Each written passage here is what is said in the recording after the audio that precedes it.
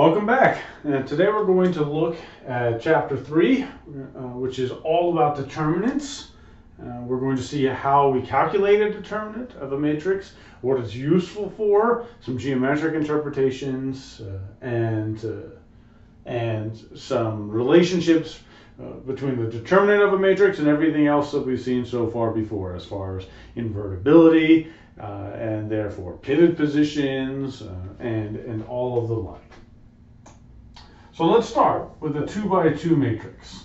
And so a determinant, all that we're going to do is we're going to take a matrix and we're going to give a number to it. We're going to calculate a number corresponding to that matrix. And for a 2 by 2 matrix, we've actually already seen essentially what we need to do. So we're going to take, for a 2 by 2 matrix, we're just going to look at one diagonal, AD, and subtract the other diagonal, BC.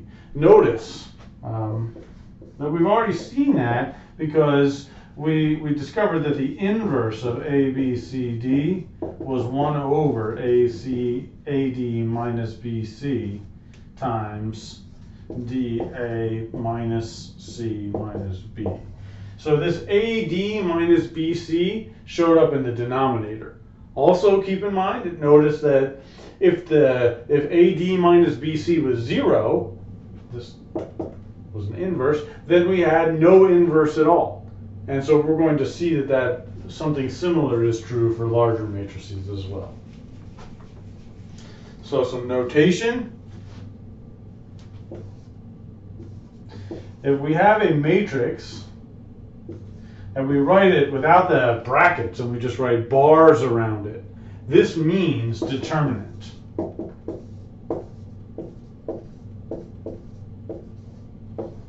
So this sort of absolute value symbols, or length if you'd like, as far as the symbols for vectors, means calculate the determinant.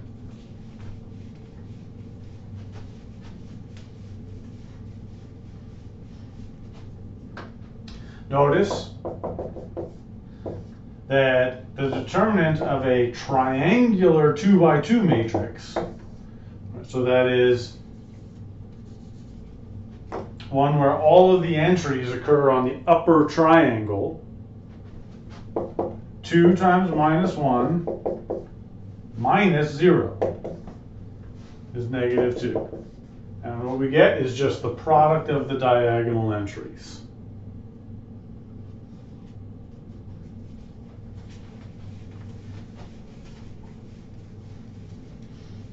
For larger matrices, let's start with a 3 by 3.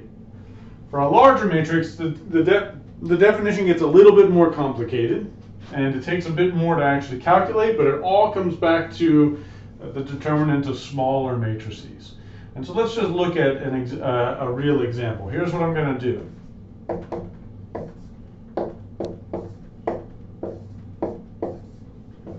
If I want to calculate the determinant of this matrix, I'm going to start up here with this 2, and I'm going to remove the row and column that 2 is in, and what I see left is a 2 by 2 matrix.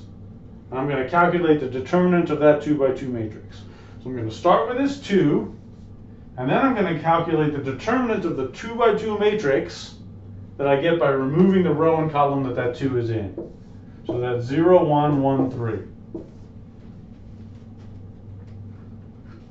Then I'm going to move across this top row. If I go to this next one, I have a minus 1. If I remove the row and column that it's in, I see a minus 1, 1, 2, 3. So I'm going to have this negative 1, determinant of minus 1, 1, 2, 3. Something a little bit tricky happened here though. I'm not going to add, so I'm moving across the top, but I'm sort of going to add them, but I'm going to alternate plus and minus. So this first one was positive, the next one I subtract, and then the next one I add what I would get if I used the 3. So if we use our 3, we see minus 1, 0, 2, 1. And now we know how to calculate the determinant of each of these smaller matrices. 0 minus 1 minus 1 makes plus, minus 3 minus 2, minus 3 minus 2, minus 1 minus 0. And so we get negative 2, that's negative 5, so that's negative 7, plus negative 3 is negative 10. And that is the determinant. All right, so notice that our definition of the determinant for a 3 by 3 matrix comes down to reducing it to a determinant of a 2 by 2 matrix. All right, now notice something else.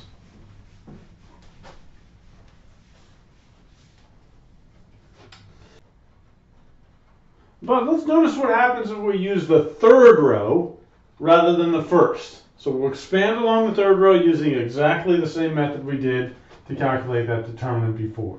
If we use this 2 first, we remove its row and column, we get minus 1, 3, 0, 1. The next is a 1, but remember we subtract positive, minus, positive, and so on. If we remove the row and column that the 1 is in, we see a 2, 3. So we're removing this row and column. So 2, 3, minus 1, 1. And plus 3 times 2 minus 1, 0.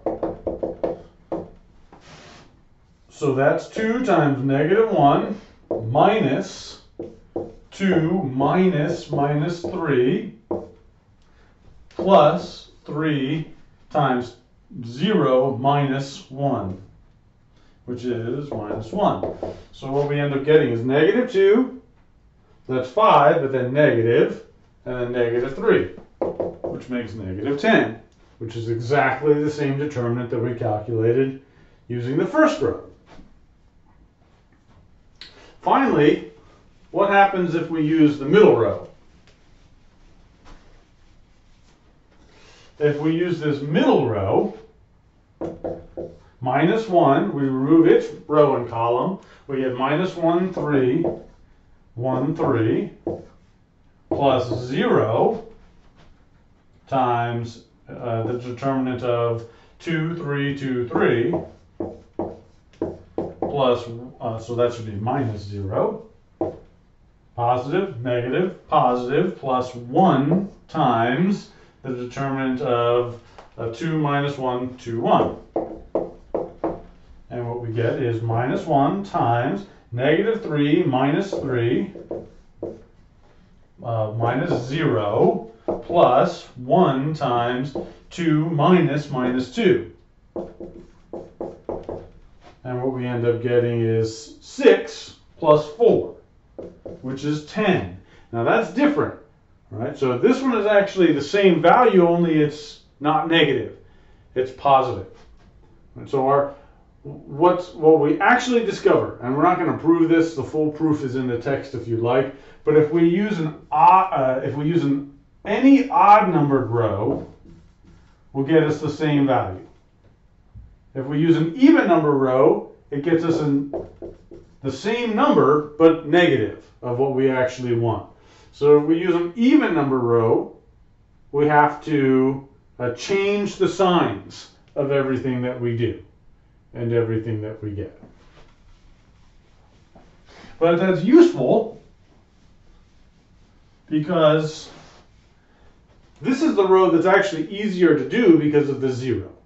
Anytime that we see a 0 or a couple of zeros, well, we want to use that row because zeros make our life very easy. The actual determinant is the value that you would get using any odd numbered row. So let's look at one. Let's look at a different one. Let's calculate the determinant of this matrix.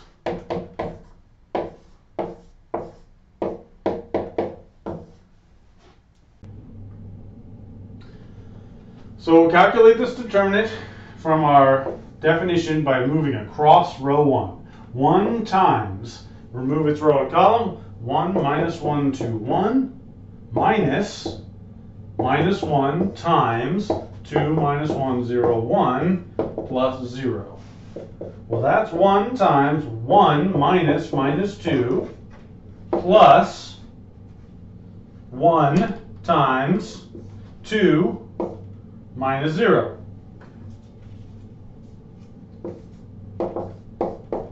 And we get 3 plus 2 is 5. Now let's move down row 1 instead. If we move down row 1, 1 times the determinant of 1 minus 1, 2, 1, minus 2 times the determinant of minus 1, 0, 2, 1, plus 0. And so this is 1 times 1 minus minus 2, minus 2 times negative 1 minus 0, plus 0, and that's 3 plus 2, which is also 5. And so we see that we can also move down. The same thing is going to happen if we choose an odd numbered column, we're going to get the determinant. If we choose an even number column, we're going to get negative of what we want. And we'd have to make it negative in the end. For a 4 by 4 matrix, we do exactly the same thing. Only at this point, it starts getting pretty complicated. We'll look at a few and work them out, but the calculations start to get pretty big at this point. Let's calculate the determinant of this.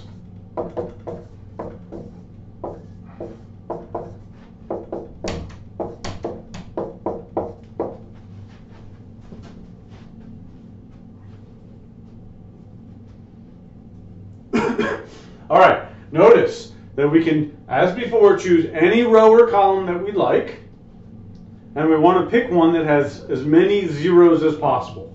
So we're going to pick column 2 because it has lots of zeros. It has the most zeros.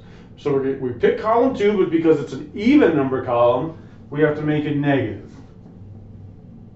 So we start with negative 1. We calculate the determinant of the matrix that you would get by removing the row and column that negative 1 is in. And so now it's a 3 by 3 matrix. 3, 1, 2, minus 1, 2, 1, 1, 2, 1. Now we move down.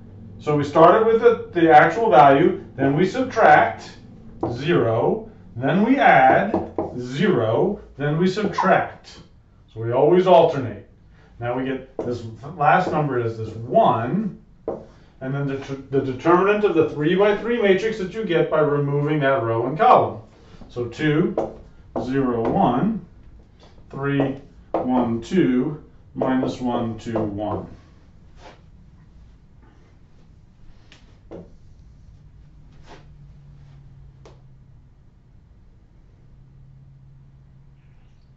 Okay, and so now we just have to do exactly the same thing. We don't have another choice. Since there aren't any zeros here, let's just since there aren't any zeros, we're just going to go right across the top of row 1. So negative 1 times 3 times 2, 1, 2, 1. Minus 1 times minus 1, 1, 1, 1. Plus 2 times minus 1, 2, 1, 2.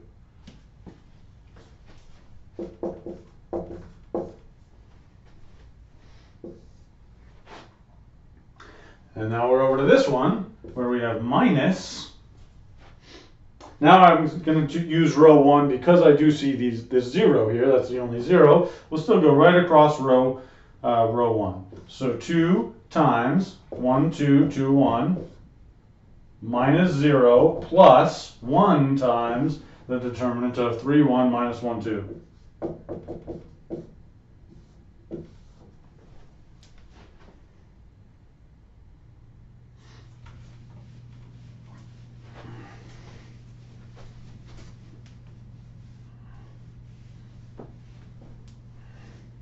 And now we're just going to simplify. Let me, because we got all these minus signs, let me just push through this minus sign through.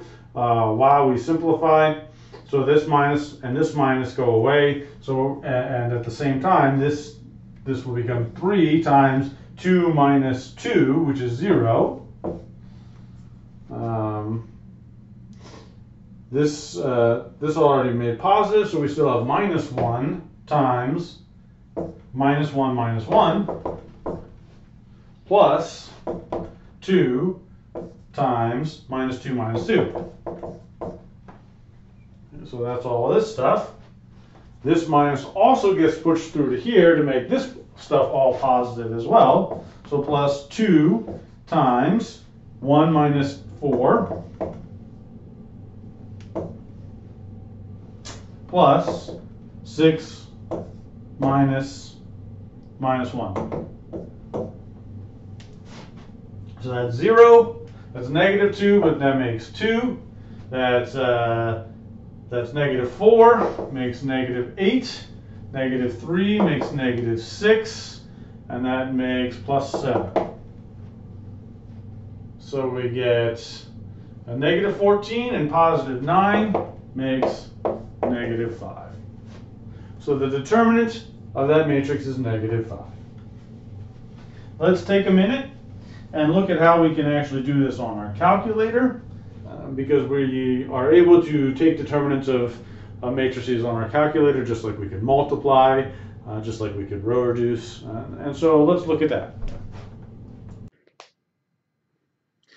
So I've entered our matrix into the matrix menu in matrix A. So in matrix, edit, and we can see our 4x4 matrix, which I've already actually put into here. So in order to calculate the determinant, we need to exit out, so second quit, back into the matrix menu, second x inverse, over to math, and determinant is the very first one. So determinant, and then back into the matrix menu, and the matrix that we'd like to calculate the determinant of is the first one. So we'll just hit enter. Determinant of A calculates as 4s is minus 5, same determinant that we came up with by hand. In section 3.2, it's called properties of determinants. We got really a couple of things that we're interested in looking at. First, what we want to do is suppose that we have a matrix A and we row reduce it. The question is, how is the determinant affected by row reducing? If I start with the matrix A and I row reduce it, can I figure out what's going to happen to the determinant of A based on what I see in its row reduced form?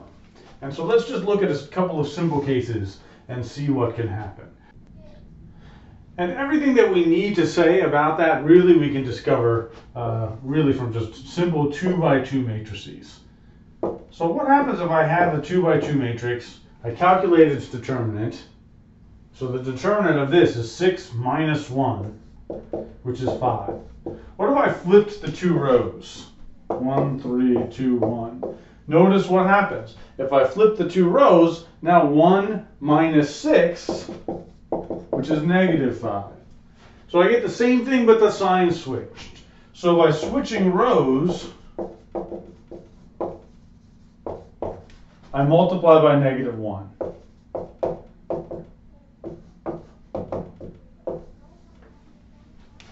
And that's actually true no matter what. If I had a 10 by 10 matrix and I switched row 2 and row 8, I would still change the determinant by a negative 1. Because switching rows just really affects what order we do things. It's sort of like moving across a different row will change whether I have a plus or a minus as far as what I actually need to use at the end. So that's the first thing. Switching rows changes the sign. What else can we possibly do when we row reduce a matrix? We can scale a row. Suppose that I have the matrix 2, 6, minus 1, 3, and I changed row 2 by 3. So I scaled this by 3. And so what actually happens? Well, this is 6 minus 6, which is 12. This one is 18 minus minus 18, which is 36. Right, so I scaled row 2 by 3, and it scaled the determinant. Right, so row 3 got scaled by 3, and the determinant is scaled by 3. So if I multiply a single row by k, that changes the determinant by k as well.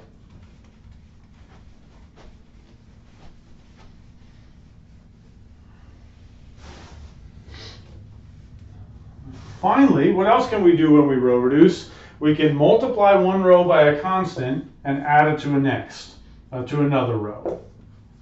So suppose that I add this matrix, and let's even look at a larger one just to indicate that all of this stuff works with larger matrices as well.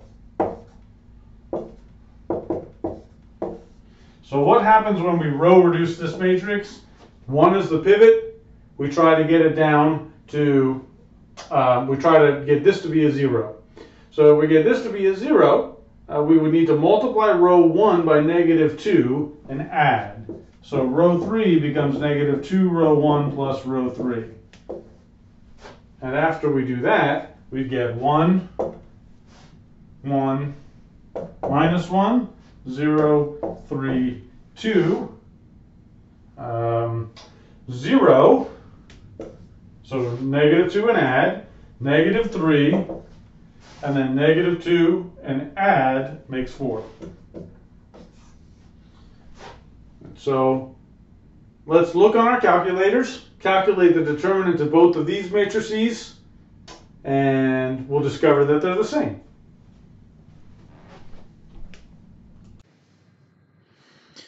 Okay, so inside the matrix, I've actually already created our first matrix, 1, 1, minus 1, 0, 3, 2, 2, minus 1, 2. I'm going to calculate its determinant by exiting out into the matrix menu, Math, Determinant, second matrix A, and we find its determinant is 18.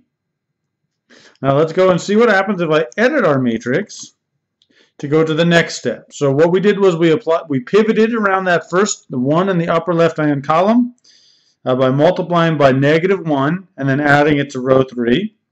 And that turns this into a 0. The next entry is, so that was a -2 and add makes -3. And then -2 and add makes 4. So this is the next step in the row reduction process. If we calculate the determinant of that by exiting out, matrix, math, determinant, matrix, A, we find that the determinant is still 18. So by multiplication of a row and adding it to another actually does not change the determinant of the matrix that we get. As far as taking the determinant goes, if we switch rows, the determinant changes by -1. If we scale by k, the determinant changes by k. And if we take a multiple of a row and add, then there is no change in the determinant. And in the end, recall that when we take a matrix A and we row reduce, we only apply these 3 things, and a couple of things can happen. If we take the matrix A and everything works out as nicely as possible, then we get something that looks like the identity matrix. This is one possible outcome of row reducing, making something that looks like this. Now, keep in mind that how does the determinant change? Well, only by these options. So if we end up getting a matrix that looks like the identity, and I take the determinant of this, well, this is a really easy thing to take the determinant of. If we take the determinant across the top row, well, we're going to get 1 and then zeros everywhere else. Right? So the only thing that we're going to have to worry about is that first entry. But the same thing happens. If we take the determinant of the smaller triangle, well, that's also going to be 1. In this simple case, the determinant of a matrix that looks like this is just 1. So while things may actually change when we go from here to here, because it might change by plus or minus 1, and every time we scale, it also changes the determinant by k. The punchline is, if we end up getting this matrix back, a pivot in every single row and every single column, then I do have a determinant that is not 0. However, if we had a matrix and we row reduced it, and we get to something that looks like this,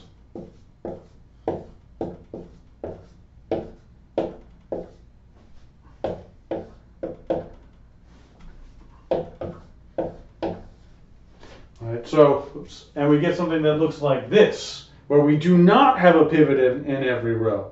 Now when we take the determinant of this, we'd actually discover, because we have, this is now a triangular matrix, that is, I got zeros down here in the bottom, the determinant of such a matrix is actually also given just by the product of its diagonal entries.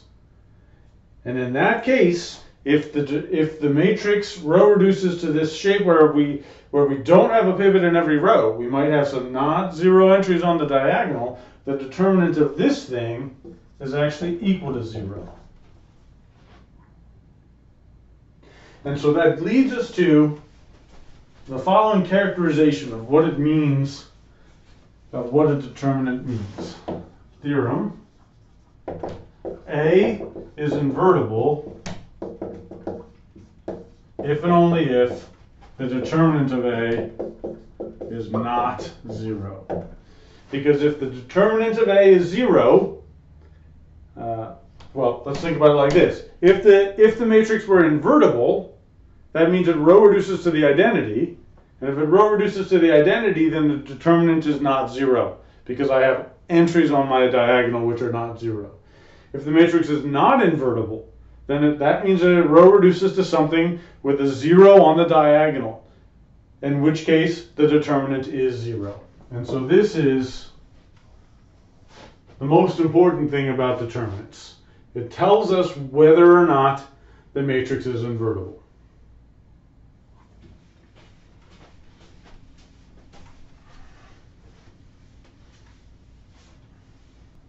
So let's actually use these ideas to calculate a determinant. Let's find the determinant of this matrix by using the row reduction idea.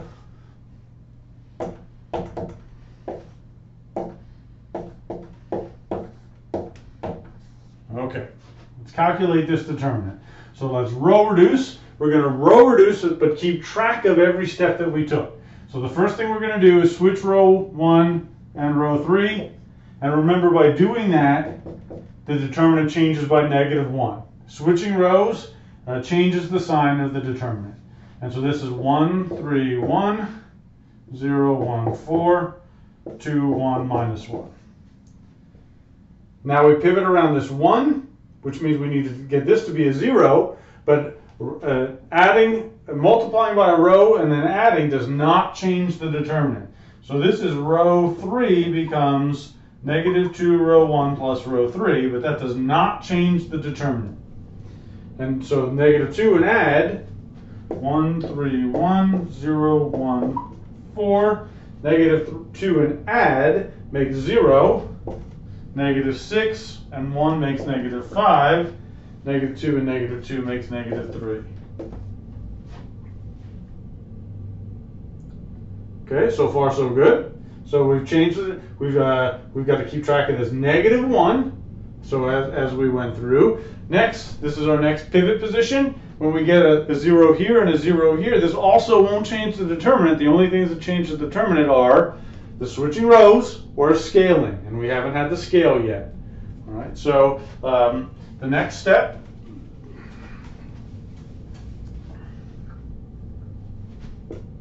The next step will be row 1 becomes -3 row 2 plus row 1, and at the same time, row 3 will become 5 row 2 plus row 3.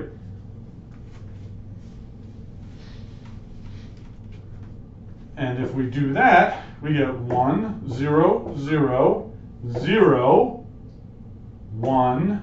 So let's see, negative 3 times row 2 and add is negative 12 plus 1 is negative 11.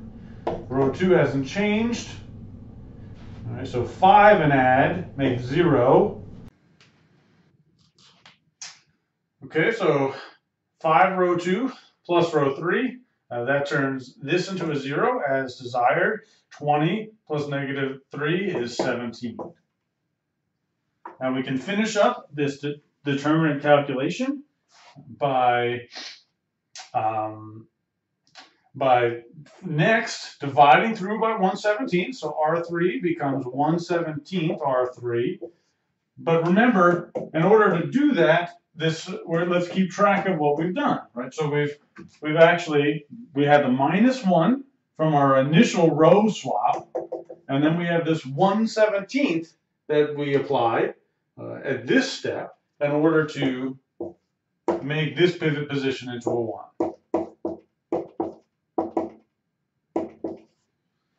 And finally, we can pivot around this one by 0s and 0s, but that will be fairly easy.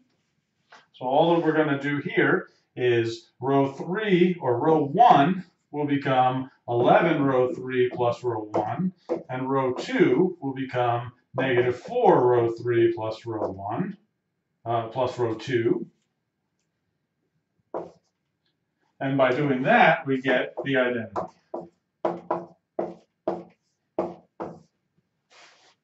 All right, so let's keep in mind what we've actually got. We went from our original matrix A down to the identity matrix via row reduction, and the only row operations that we did that had any effect on the determinant were the initial row swap, which changed the determinant by -1, and that scaling to get the pivot to be a 1, which changed the determinant by 1/17.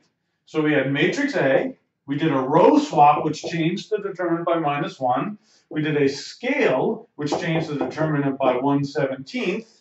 And in the end, what we got to was the determinant of the identity matrix.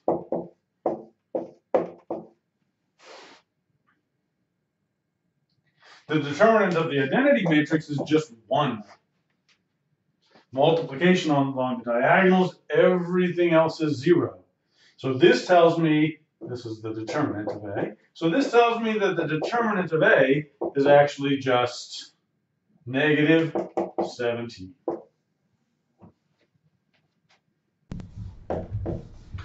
And finally today we're going to talk about section 3.3, which is Cramer's rule and linear transformations.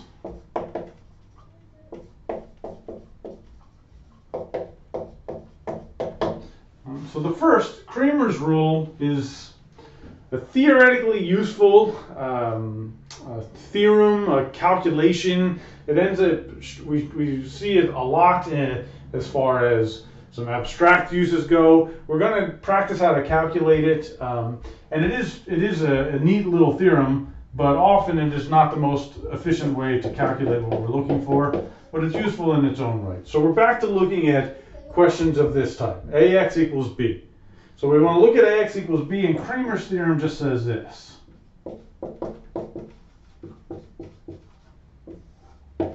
The solution to AX equals B is a vector whose ith component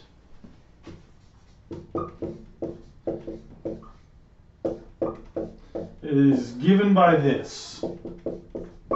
This is a funny looking formula. I'm going to describe what I mean. Determinant of A is not tricky. It's just the determinant of A. What I mean by this, AI at B, that's the vector B, is the matrix which is given by the matrix A, but I replace the ith column by the vector B. Is A with the ith column replaced by B.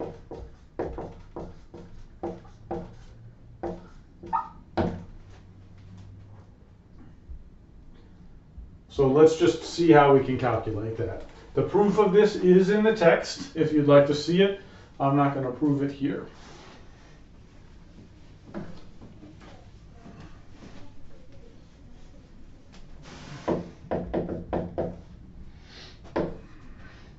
suppose that A is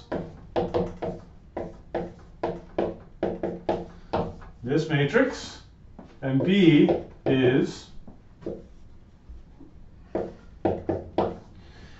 Now, if we're looking at the matrix equation AX equals B, remember this goes way back to the very beginning. What we're really looking at is 2, 0, 1, minus 1, 3, minus 1, 0, 1, 2, 2, 1, 1. This is a system of equations. And we could solve this as a system of equations. We could row reduce it, and we could see what we get. And we'll do that at the end, but what we'd like to do here is apply Cramer's rule. And Cramer's rule says the following. So X is going to be a 3 vector, a vector in R3. It's got to have 3 components because I have 3 entries going across in the matrix A. So X1, according to Cramer's rule, is the determinant of A1 at B, and this is what I want to write down, divided by the determinant of A. And so A1 at B is the matrix A replaced by where the first column is replaced by B.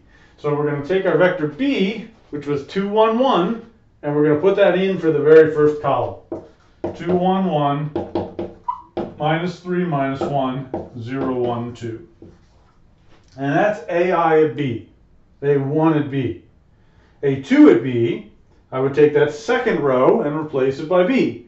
And A3, I would just take the third row and replace it by B. Okay, so now we're just going to use our calculators to calculate these determinants. So let's just do that on the screen so we can see what's going on and practice that and use this to come up with an actual answer.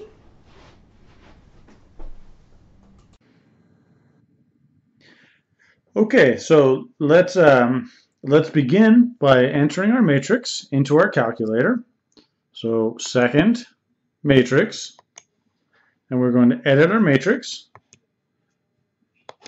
And our matrix is going to become 3 by 3. And we're going to need to do a lot of different matrices here in order to calculate what we want. Notice that right now I've actually already entered our, well, no, let's see. So we need 2, minus 1, 0, 0, 3, 1, 1, minus 1, 2. So this is our original matrix A. So we certainly will need to know its determinant. So we'll exit out, go into the matrix menu, second matrix, math, and then determinant. And determinant of second matrix A. So that's the determinant of our matrix, and it's 13. So we'll keep track of that for now.